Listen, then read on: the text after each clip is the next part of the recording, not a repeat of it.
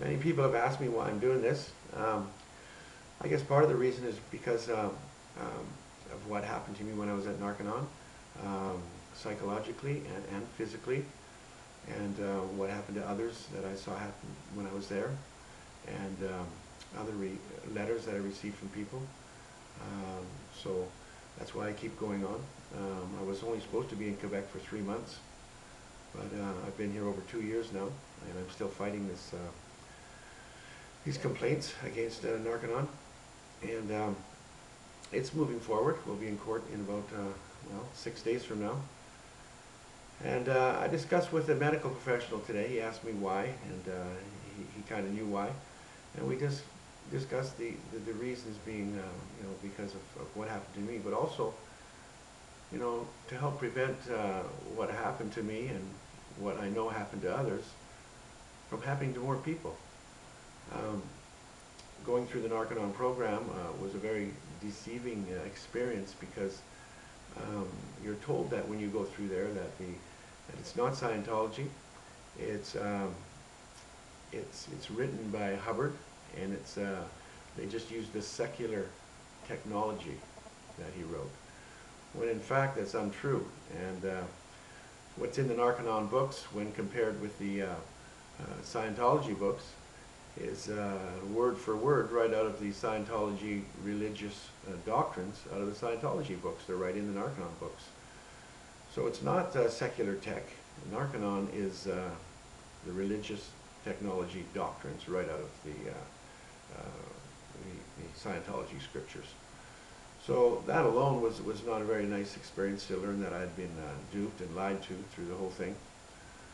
And it was no wonder that when I and others finished the program, we didn't have any tools to cope with what we were going through and what we went through after we left the program. You're not given a counselor to speak to, or a therapist that's government approved or certified with any diplomas or degrees. You speak to ethics officers and qualifications officers, and once again they deal with you using the Scientology religious doctrines. So you're not receiving any scientifically or medically approved therapies at all. It's pseudoscientific rubbish, really, is what it is. So when a person leaves there, they really don't have the tools. I received one letter, and she said, her relative said to her, you know, she said, you've been like a shell for the last few months, and you're just barely coming out of it now. And this person basically hid in her room for several months, afraid to come out, afraid that she would relapse, afraid that she couldn't cope in society. And there's many, many other horror stories of psychological problems and physical problems due to the sauna, taking 2,600 milligrams of niacin, and as much as 5,000 milligrams of niacin, which is extremely toxic to the liver and other organs. People have literally died from taking that much niacin, and it affected their liver. Of course, these lawsuits against them have been settled out of court. They didn't want that information to get into the courts. So it does cause liver damage. It's unquestionable. It's scientifically proven that that much niacin, that high temperature for that duration of time, is a toxic level of niacin, and it causes harm. And I guess I also carry on because I hope that maybe what I'm doing can set a case precedent in this court hearing coming up in about a week, and maybe the other court cases that will follow. They'll be able to use some of the evidence that's been giving in this court hearing, and use it in their cases to help them be successful in their proceedings. And you know, after many months of reviewing documents and stories of people like Lisa McPherson, Paul Schofield's children, and countless others that have died and abused and hurt, it motivates me just to keep going. And I write a lot about what happened to me and what I saw at Narconon. And I asked the medical professional today if I should be doing that, with the court hearing coming up. And he says, David, he says, if you hadn't have done that, he said, you may not be where you are right now. You may have been hospitalized because he says, with the post-traumatic stress disorder that you were diagnosed with, he says it was pretty traumatic, and you experienced some pretty bad things. And he said, it's like a therapy. You're writing about it and talking about it. So maybe that's why I'm doing this now. I don't know.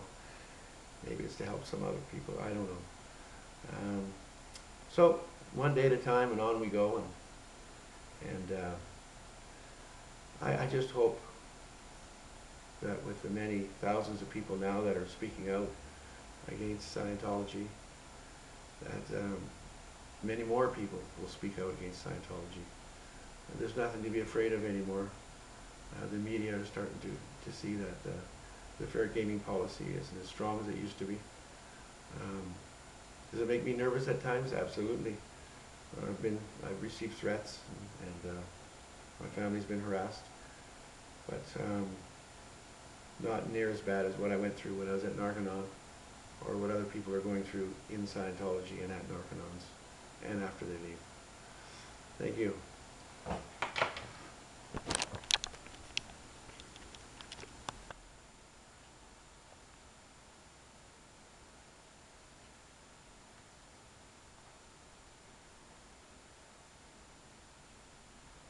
Here's Lisa McPherson.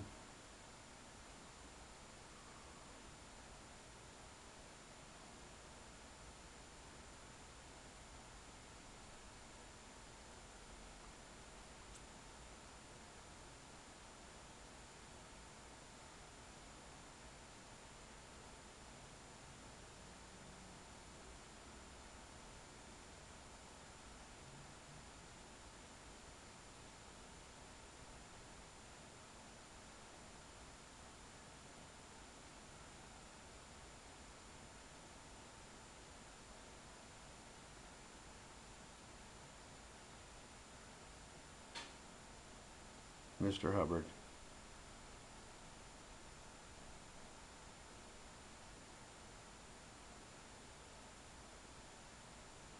Yes, we do demand the truth.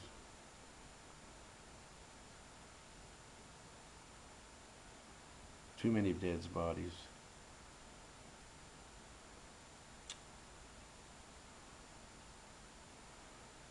And justice will be done.